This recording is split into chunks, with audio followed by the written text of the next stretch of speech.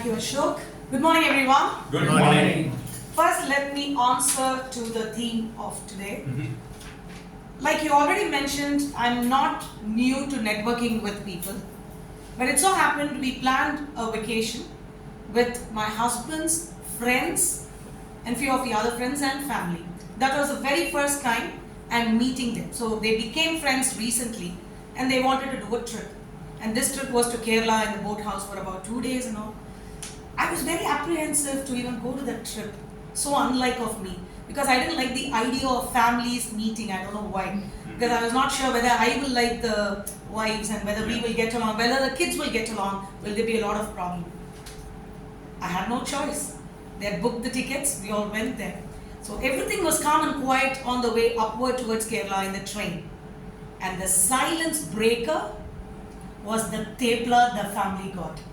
The moment they opened the tepla, everyone gathered around. We all got to grab a bite, and soon food became the center of attraction. We all exchanged the food that we got, and slowly we started talking about interest and passion. And after 3 days, to everyone's surprise, we became the closest knit.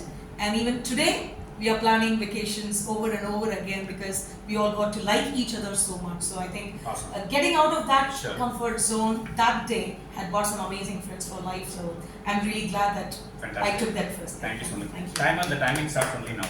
Yes. So, thank you. So for today's book review, here's a book that was presented to me for an occasion by one of the fellow Toastmaster, DTM Satish, and it's called Listen Like You Mean It by the author Ximena Vengocha.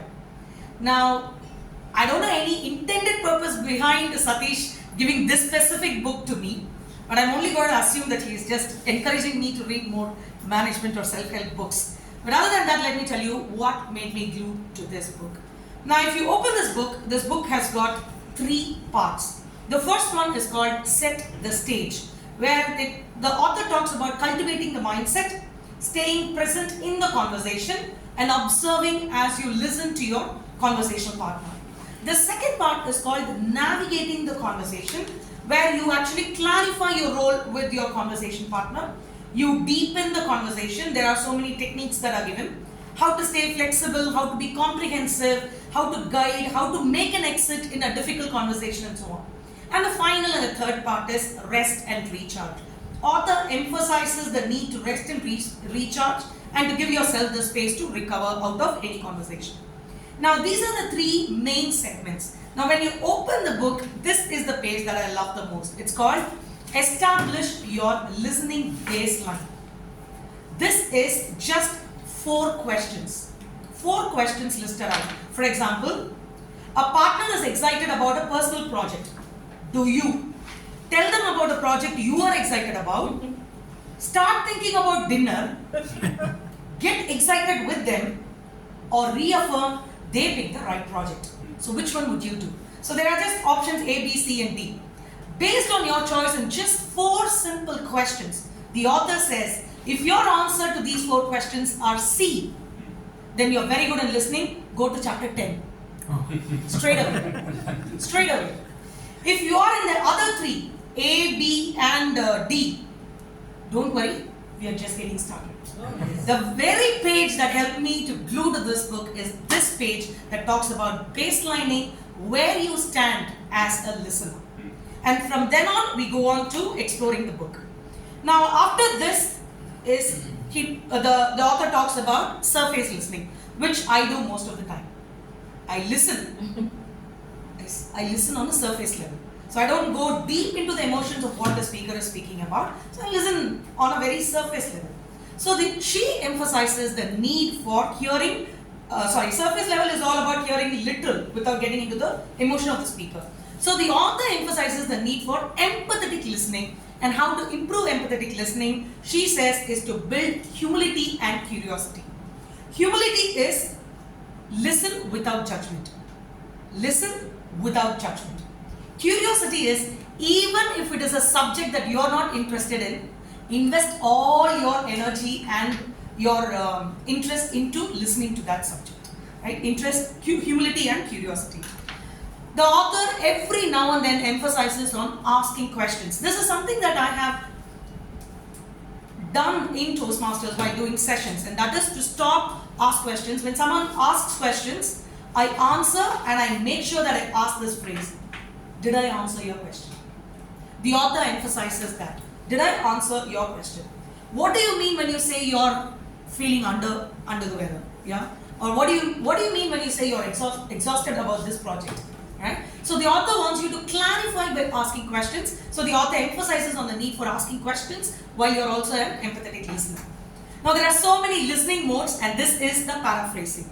Now there are so many listening modes listed in this book. Listen to what I've got to say. You will definitely be able to fit yourself in one of these listening patterns, or you would have had an experience with your conversational partner where you felt the other person did this to you. Number one, the explainer. This person has an answer to everything. I have frequent such kind of a feeling because I always talk to Satish. Yeah. Satish has an answer to everything. You are exhausted because he will have his own rationale, right? The explainer, the validator. I've had this experience with Vidya. Yes, it's their fault. You submitted it, no, on time. They didn't submit to TI. It is not your fault. It is their fault. Vidya says that most of the times. The validator, right? The identifier. I know what you mean because I have felt the same. You last time they did the same thing. Yeah? They gave no training for the trainers. They want us to do the training. I have been there, done that, right? The identifier. Problem solver. They have solution to everything, even if there is no problem. The problem solver. When you say everything, they will start with this phrase, very common phrase. See, the problem is, there was no problem at all, right? They will start that problem. The empaths. I see you're feeling down lately. Are you feeling okay? Do you want to talk about it? People who are empaths, who want to listen to what you've got to say. The interpreter. You will just begin to say something. See, that day, say, no. I'm not talking about Toastmasters. Personal life. Everyone is going through a hard time in personal life. I'm not talking about personal life. Yeah. They will interpret you, they will interrupt you all the time. They will interpret their own meaning. Yeah. And finally, the daydreamers.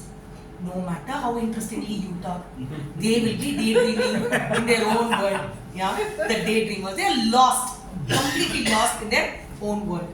How to get most of any conversation, the author says, get feedback.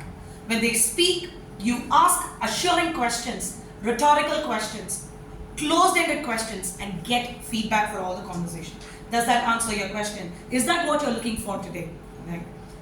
So what makes you take this book to read is, there is nothing new that you would be reading for the very first time. It's mostly like old wine in a new bottle, but it's absolutely worth reading at least once. So if there is a rating of 1 to 5, 5 being the greatest, I would probably rate it on a 3.5. There are so many activities for us to try, test and practice, which are good.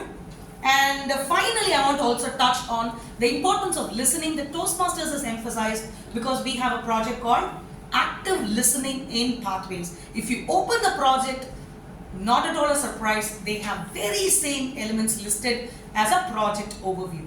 So let's not take listening lightly because it's a serious topic. Thank you for being an amazing audience.